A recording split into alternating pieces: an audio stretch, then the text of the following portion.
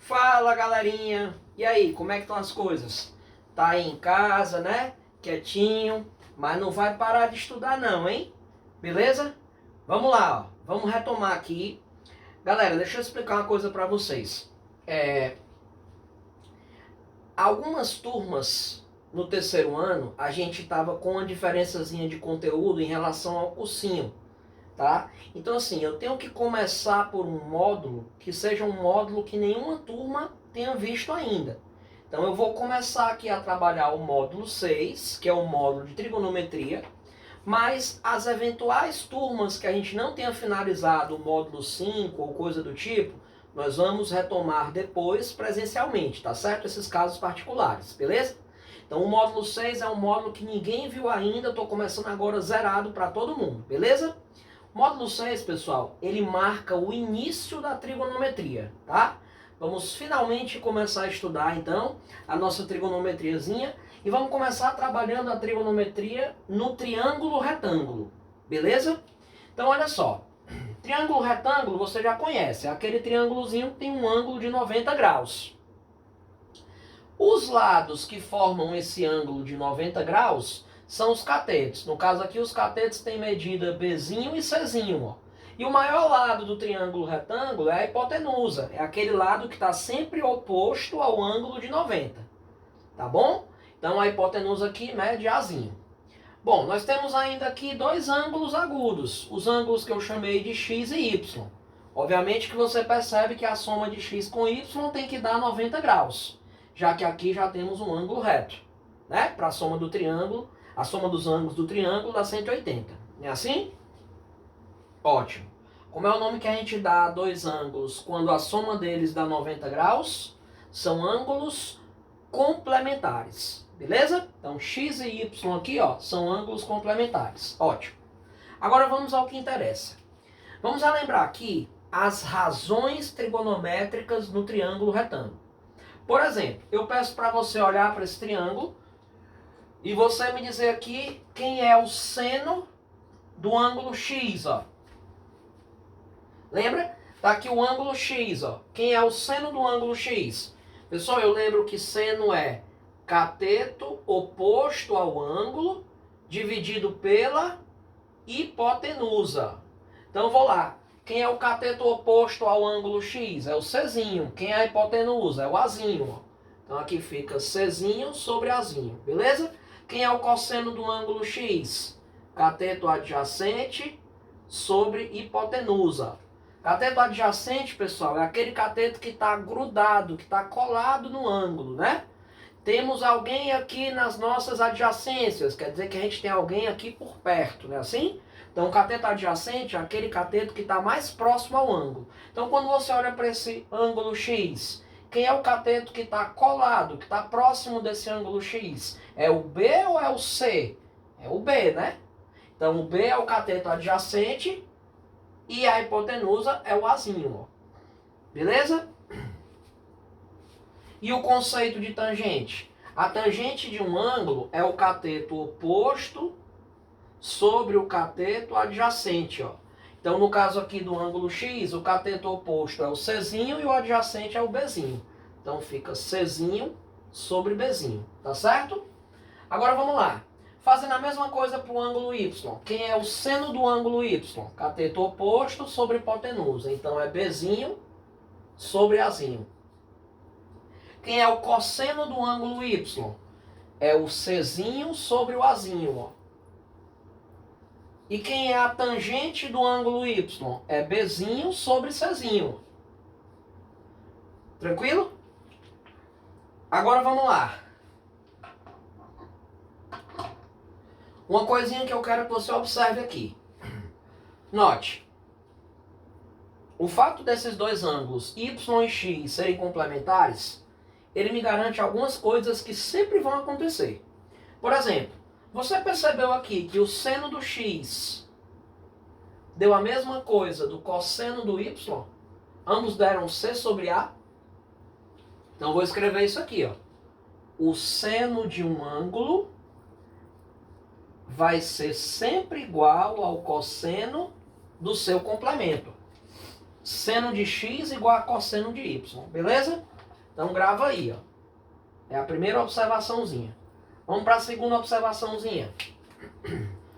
O cosseno do x, ele está dando igual ao seno do y, né? Então, o cosseno de um ângulo é igual ao seno do seu complemento. Então, coloque aí, ó. Cosseno de x igual a seno de y. É a segunda observaçãozinha importante que eu quero que você não esqueça, tá? A terceira. Olha só, a tangente de x deu c sobre b. C sobre b. E a tangente do y deu b sobre c. Ou seja, um é o inverso do outro, ó. C sobre b e b sobre c. O que acontece quando eu multiplico dois valores que são inversos? Tipo, c sobre b multiplicado por b sobre c. Vai cancelar c com c e b com b, né? Vai dar 1. Então eu posso dizer aqui, ó, que a tangente do x multiplicada pela tangente do y, coloque aí bonitinho, vai dar 1. Tá certo? Sempre que dois ângulos forem complementares, o produto das tangentes vai dar 1. Ou seja, a tangente de um ângulo vai ser o inverso da tangente do outro. Tá bom? Ótimo. Agora eu quero que você observe uma coisa bem interessante aqui, pessoal. Qual é o teorema mais famoso que existe no triângulo retângulo? É o teorema de Pitágoras, não é assim? O que diz o teorema de Pitágoras? Se eu pegar um dos catetos e elevar ao quadrado, pegar um outro cateto e elevar ao quadrado, isso aqui vai dar igual a hipotenusa elevada ao quadrado. Não é assim? Beleza? Ótimo. Agora faça o seguinte, aqui para mim, uma observaçãozinha legal. Você concorda comigo que o seno de x, ó, o seno de x, ele é c sobre a? Seno de x é c sobre a. Beleza? Então, faça o seguinte. Se o seno de x é c sobre a, passe o a para o outro lado. Não vai ficar a vezes seno é igual a c? Então, aonde tem c aqui, ó, eu vou trocar por a vezes seno. A vezes seno de x. Ó. Como ele está ao quadrado, então isso aqui fica ao quadrado. Agora me diga uma coisa. O cosseno de x não é b sobre a? O a não está dividindo? Leva o a aqui para o outro lado. Ó. Ele não vai multiplicando o cosseno? Então, a cosseno seria o valor de bzinho. Então, aonde tem bzinho aqui, ó, posso colocar a cosseno. A cosseno de x. Está ao quadrado, né? Porque o bzinho está ao quadrado. Então, a soma desses dois termos aí, ó, dos quadrados desses dois termos aí, é para dar igual a azinho elevado a 2, né? Ora, mas aqui, o azinho está ao quadrado, e o cosseno também está ao quadrado. Ó. Então vai ficar azinho ao quadrado multiplicado por cosseno ao quadrado de x mais azinho ao quadrado vezes seno ao quadrado de x, dando igual a azinho ao quadrado. Beleza? Me faça uma gentileza aqui. Divida essa equação toda por azinho ao quadrado. Na hora que você dividir tudo por azinho ao quadrado, de um lado e do outro da igualdade, você não altera a igualdade. Então esse azinho ao quadrado vai embora, esse azinho ao quadrado vai embora, e o que é uma coisa dividida por ela mesma?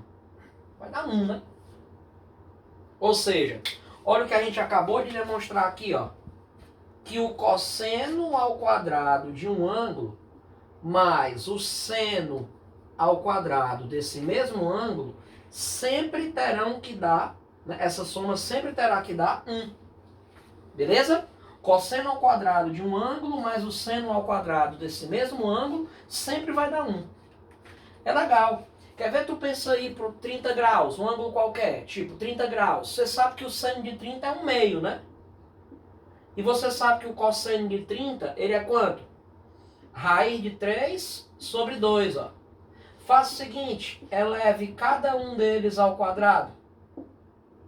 Depois some. Olha que massa. Vamos lá. Quanto é 1 meio elevado ao quadrado? É 1 quarto. Quanto é raiz de 3 sobre 2 elevado ao quadrado? É 3 quartos. O que é 1 quarto mais 3 quartos? 4 quartos. E o que é 4 quartos? 4 quartos é 1. Ó. Então só estou te mostrando que a relação fundamental da trigonometria está funcionando aqui. Ó.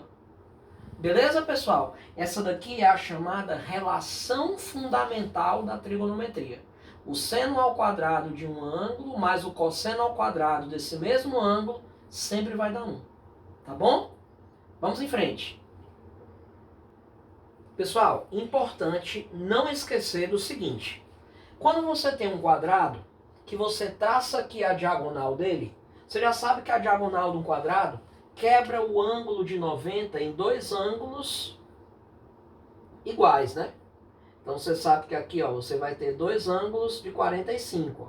Então eu já sei que aqui é 45 graus e eu já sei que aqui também vai ser 45 graus. Ó.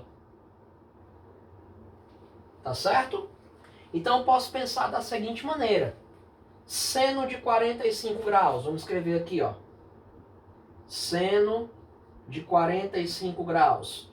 A gente já sabe que vai ser o cateto oposto, que é L sobre a hipotenusa. Olhando para esse triângulozinho aqui de azul, ó, que é D. Então vai ser L sobre D. É assim? Só que o seno de 45 você já sabe que é raiz de 2, ou melhor, o seno de 45 você já sabe que é raiz de 2 sobre 2. Então, vou colocar logo aqui direto. Ó. Raiz de 2 sobre 2. Beleza? Pronto. Então, eu posso fazer o seguinte. Eu posso dizer, fazendo aqui o cruz-credo, que D vezes raiz de 2 vai ser igual a 2 vezes L, ó. 2 vezes L. Beleza? Então, quem vai ser a diagonal? A diagonal vai ser igual a 2L sobre raiz de 2. Tá? Que se você racionalizar, multiplicar por raiz de 2 em cima e por raiz de 2 embaixo, o que é que vai acontecer? Ó? Aqui embaixo vai ficar raiz de 2 vezes raiz de 2. Vai dar 2. Aí vai contar com esse 2 de cima. Ó. Então, olha a nossa conclusão. A diagonal do quadrado, ela é L raiz de 2. Ó. Tá certo? Sempre que eu tiver um quadradinho de lado L, sua diagonal será L raiz de 2. Beleza? Poderia também ter feito um Pitágorazinho aqui, tá? L ao quadrado mais L ao quadrado igual a D ao quadrado. Você ia achar a mesma relação, tá bom? Vamos lá. Agora no triângulo equilátero. O triângulo equilátero você já sabe que ele tem 3 ângulos de 60 graus. Então você já sabe que aqui é 60, né? Outra coisa que você sabe, quando você puxa aqui uma altura no triângulo equilátero, essa altura, ela quebra o lado onde ela está batendo, onde ela está fazendo 90 graus, em 2 segmentos de mesma medida. Então aqui eu já sei que vai ser L sobre 2. E aqui também vai ser L sobre 2. Agora se eu peço para você olhar para esse triângulozinho aqui de vermelho e tirar o seno de 60, vamos lá. Seno de 60, ele vai ser igual a cateto oposto aos 60 graus, que é o H, sobre a hipotenusa desse triângulo vermelho, que é o L. Só que o seno de 60, ele vale raiz de 3 sobre 2. Então fica raiz de 3 sobre 2 é igual a H sobre L. Quando eu fizer o cruz-credo, ó, eu tenho que 2H está sendo igual a L raiz de 3. Logo, o que é o H? O H vai ser L raiz de 3 dividido por 2. Ó. Né? Então não vamos esquecer disso. A altura de um triângulo equilátero vale sempre L raiz de 3 sobre 2. Eu também poderia ter chegado a essa conclusão se eu tivesse tomado esse triângulozinho aqui de vermelho e tivesse feito um Pitágoras nele, ó. H ao quadrado mais L sobre 2 ao quadrado, dando igual a L ao quadrado. Quando eu desenvolvesse, eu também ia chegar nessa conclusão. Então não vamos esquecer. Num quadrado, a diagonal, se o lado do quadrado for L, a diagonal é L raiz de 2. Num triângulo equilátero, se o lado for L, a altura será L raiz de 3 sobre 2. Beleza, gente? Nós vamos usar isso aqui nas questões, tá certo? Vamos em frente.